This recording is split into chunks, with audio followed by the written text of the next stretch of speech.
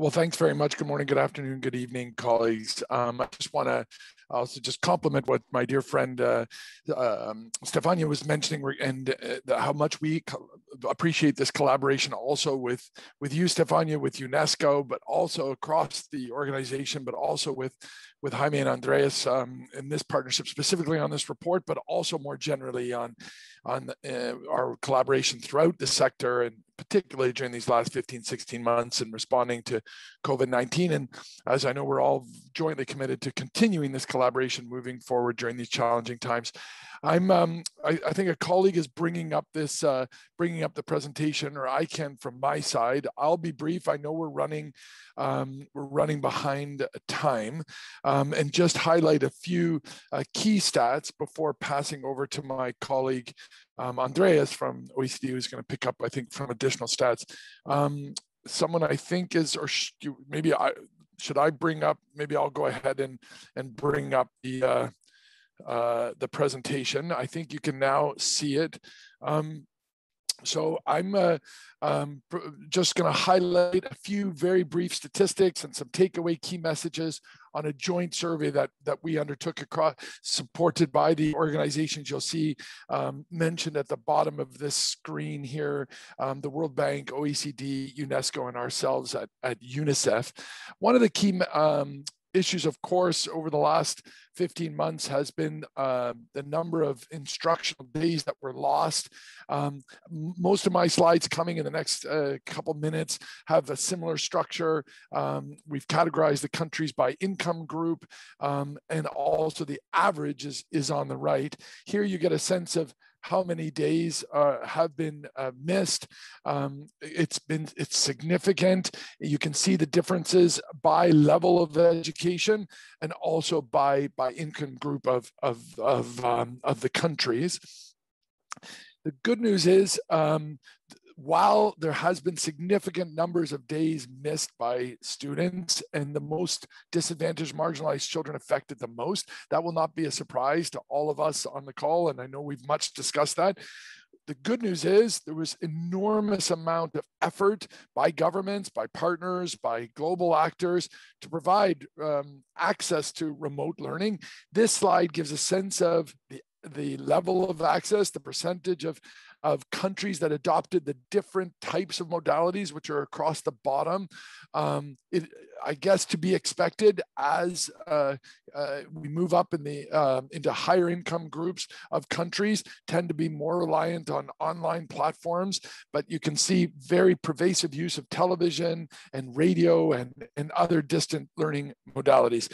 It does have to be said that despite all these efforts, we still indeed missed, estimated to be 460 million children while their schools were closed, did not have access to remote learning. So indeed, the issue of marginalization and inequitable access continues to be a challenge that I know we're all working on.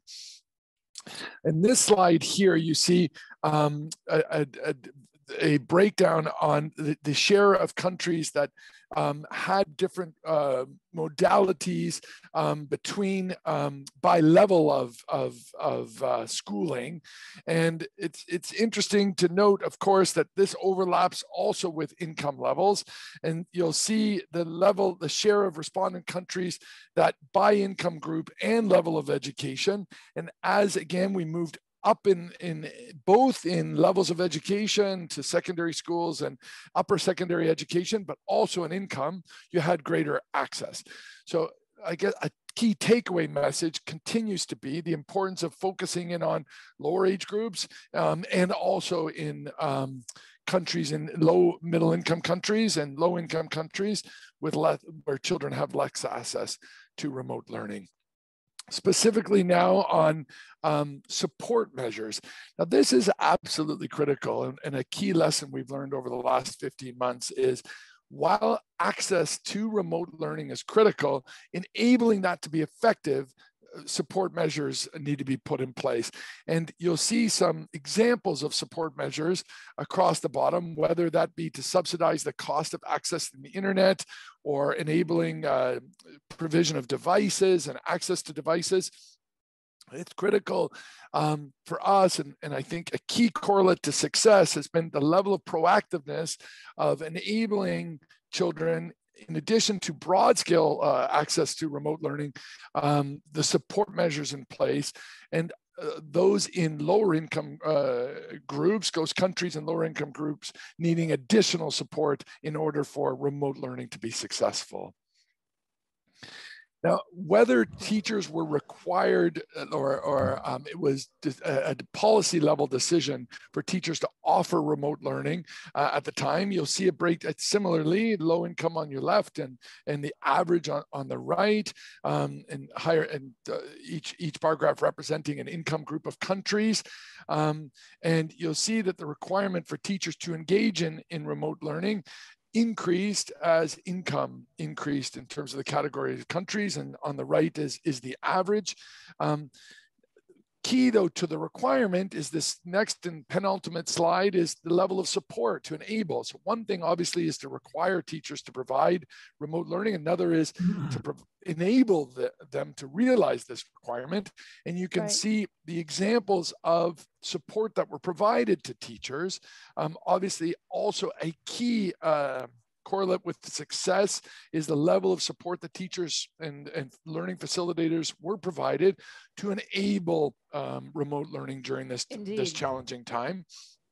And if you scan your eyes across the bottom, you get a sense of whether that been specific training or ongoing professional development, and also guidelines and tools, et cetera, to enable teachers and learning facilitators to meet their requirements as per the policies and practices of countries, but also to improve the effectiveness of remote learning.